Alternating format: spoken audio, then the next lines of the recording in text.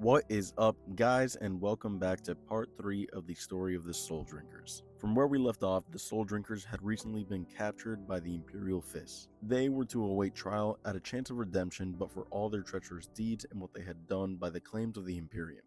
But set to give them a fair trial, the Imperial Fist did all that they can to gather as much evidence as possible. The trial would take place aboard the Phalanx. The evidence that they had gathered would consist of a record of all the events that had transpired to which the Soul Drinkers were involved, a sample of their gene seed containing their genetic history and makeup, and lastly, a recovered copy of the Catechism Martial. This was a copy of a Soul Drinker's tome or book that was usually given out to those that belonged to the flock of Chaplain Iktenos. With the assistance of the Catechism Martial, the interrogating Imperial Fist would discover new secrets that were long forgotten, or at least thought to be forgotten, of the Soul Drinkers. The most important being a long forgotten chaplain who was once thought to be unalived, Dianythos, had actually been surviving for the past roughly 6,000 years in secret. He had been biding his time and hiding away in some kind of cave and or tomb on the planet Selaka. And seeing as this was a new person of interest amongst the trial, a scout would be issued to recover him, and he would actually voluntarily go with the Imperial Fist scout to the trial. This newfound evidence was new to that of even Chapter Master Sarpedon.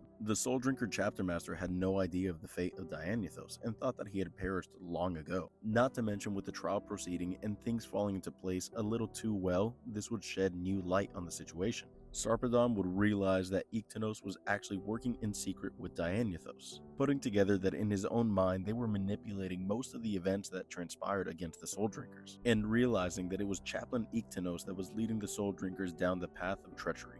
As the trial was progressing even further and this new treachery brought to light, it didn't stop there. It was even revealed that the Soul Drinkers had no genetic makeup that could trace their history back to their once believed Primarch Rogel Dorn. Sarpedon would look at the Soul Drinkers and realize they were not only Primarchless, they were marked on the path for treachery, and he had been manipulated this whole time. And this is when Dianythos would mark his plan and spring it into action. Dianythos, for countless millennia, had been planning to overthrow the Imperium, and using the Phalanx to which the trial was being held on as his biggest asset. Dianythos believed that the Imperium was corrupt, needed new leadership, and that under him the Imperium would know that the forces of chaos are the righteous and true path.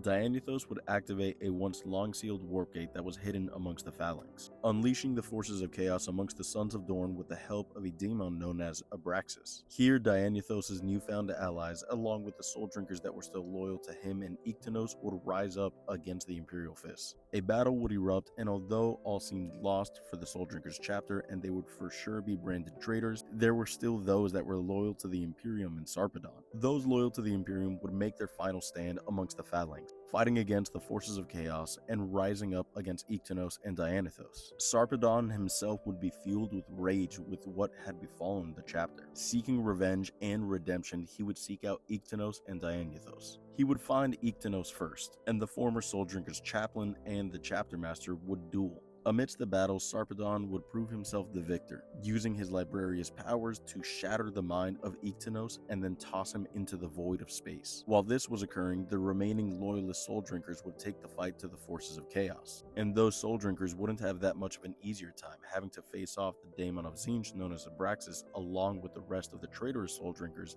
and the demons. The whole Phalanx was erupted in war, and finally Sarpedon would meet face to face with the arch-traitor Dianythos. Heavy casualties and losses would strike both sides, but at the end of the day, the loyalists would prove themselves victorious. Sarpedon would defeat Dianythos, albeit while being mortally wounded. He would drag Dianythos from the sarcophagus of the Dreadnought, and meanwhile, those Soul Drinkers that managed to defeat the Daemon of Tzeentch would only have 2 survivors. The once proud chapter of the Soul Drinkers would be reduced to the chapter masters Sarpedon, Captain Luco, and Sergeant Gravius. These once loyalist brothers would realize that real space and the Imperium had no place for them.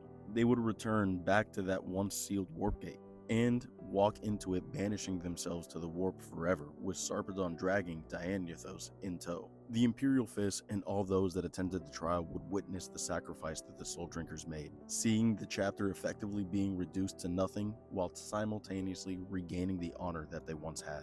The fate of these Soul Drinkers is lost to time, and one can only assume that amidst the forces of the warp, they would be lost forever. That being said, their names would be transcribed in the Apothecarion of the Phalanx, forever to be remembered. And now, in the Era Indomitus, Roboute Guilliman found it fit to recreate the Soul Drinkers from scratch, re-establishing the once proud chapter with Primaris Marines and honoring the sacrifices that those made that day. The story of the Soul Drinkers is incredible, and although they may not be Sons of Dorn, they are absolutely loyal sons of the Imperium. Irish Ninja, thanks again for the request. I hope all of you have liked this video. Drop a comment if there's anything you want to hear about next, and as always, remember to follow for more.